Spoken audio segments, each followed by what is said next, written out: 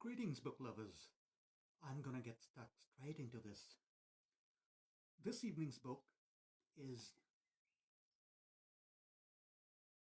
Lunar Park by Bret Easton Ellis. Bret Easton Ellis is one of my favorite authors. He wrote Less Than Zero in the 80s, and that book was about rich teenagers doing lots and lots of cocaine and partying, and the hollowness and emptiness of their lives and the consequences that they face in that book. He also wrote the notorious book The Disturbing American Psycho back in the 1990s, and there was a big public and media outrage against that book, with the National Organization of Women, also known as NOW, asking for the boycott of that book. He's a great writer. He is one of the unholy trio of the transgressive authors. The other two are Chuck Palahniuk, who wrote Fight Club, and Irvine Welsh, who wrote Trainspotting, the movie with Robert Carlyle and Ewan McGregor. So this book, Bret Easton Ellis, here he is.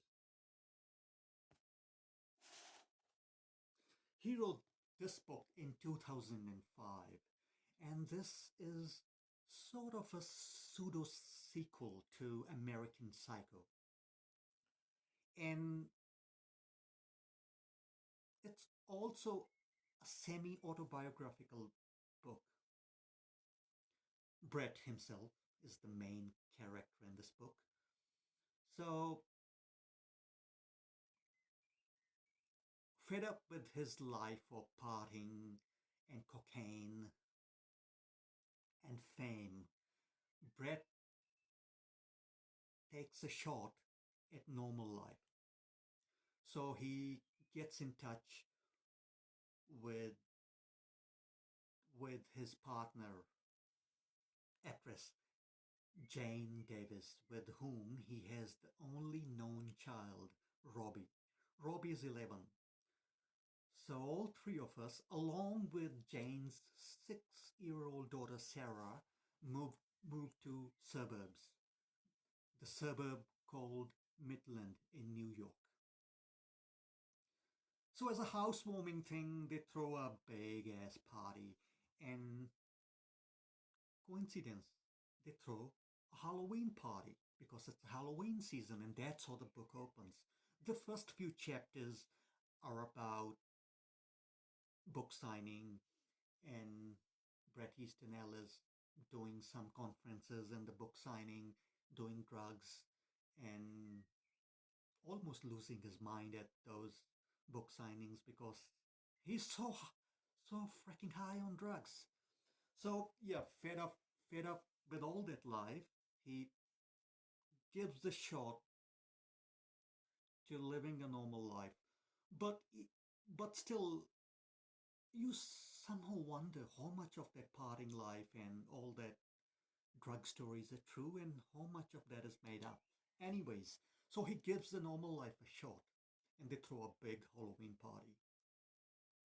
They spare no expense at decorations and this proper Halloween setup at the house. And after that party, strange things start happening at Bret's house. So this is a haunted house story, plus an autobiographical story, plus a pseudo-sequel to American Psycho, plus also a transgressive book because, like I said before, Bret Easton Ellis is a transgressive author. So as the story goes on, strange things starts happening at Bret's place, like the furniture in his house starts getting rearranged. A toy, a little parrot toy of his 6-year-old daughter Sarah, seems possessed. and Bret is doing pot with his next door neighbors. And from his next door neighbor's yard, when he looks up at his house in one of the scenes, he sees the shadows moving in his top floor. Shadows and silhouettes. And Bret starts freaking out as the story goes on. And Bret has mostly ignored his 11-year-old son Robbie, and in this book he tries to make amends with Robbie and tries to be a good dad. But his past haunts him real bad. All his drug habits, even the extreme characters from his past books like Patrick Bateman, the yuppie psychopath from his 1990 book American Psycho. He haunts him in this book. He actually comes off the pages of American Psycho and enters the story. So in a way, Bret Easton Ellis breaks the fourth wall here, but then again, he is an unreliable narrator. The opening Halloween party, great setup for someone like Patrick Bateman to make his appearance in the story, the masks, and the guests and the decorations, the dim lighting, great opening. The Halloween party at the start of this book sets up the tone for this book. So, like I said, Bret is haunted by his past drug habits mainly, and his extreme characters. And this takes toll on Robbie and Jane and their family life. Their family life is in tatters because of Bret's antics in this book. And like I said, he's so haunted by his past lifestyle.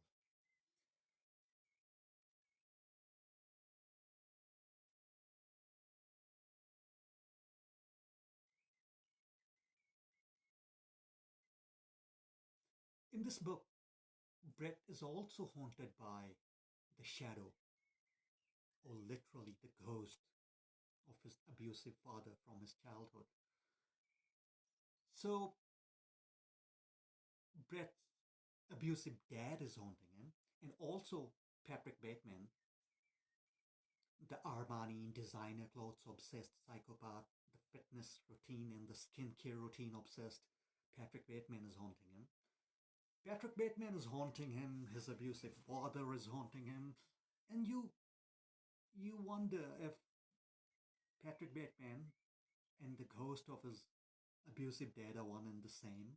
You have to read this book to come to some kind of conclusion, and they are kind of the same, and they kind of overlap the whole persona of Patrick Bateman and his abusive dad. Saying that, this is the book in which Bret kind of redeems himself for writing American Psycho. So much criticism has been hurled at him for writing such an extreme, such a disturbing book, American Psycho, in which the killing scenes can go on for pages and pages and pages with gory, elaborate descriptions of the killings and the murders. But in this book, Bret Easton Ellis redeems himself, saying that the character of Patrick Bateman came to him, like possessed him. And he says that character was not something he wanted to write about, but Patrick Bateman, whatever that entity is, wherever it came from, possessed him and kind of made him write the novel American Psycho. It's pretty cool to read about it like that. And yeah, he sort of redeems himself in that sense that he had no intention of writing American Psycho, but he got possessed by this entity called Patrick Bateman. Great book.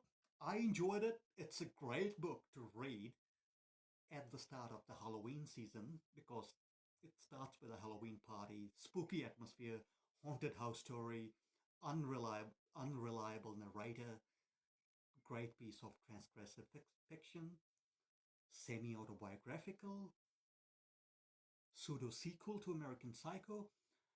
I would rate this book solid 8 out of 10. Have you read this book? How would you compare this book to American Psycho? It's not as intense or disturbing as American Psycho, but how would you compare this? Let me know in the comments what do you think of this book, if you have read it, or if you read it in the future, come back and let me know in the future. In the meantime, keep on reading great, spooky fiction this Halloween season. Bye for now.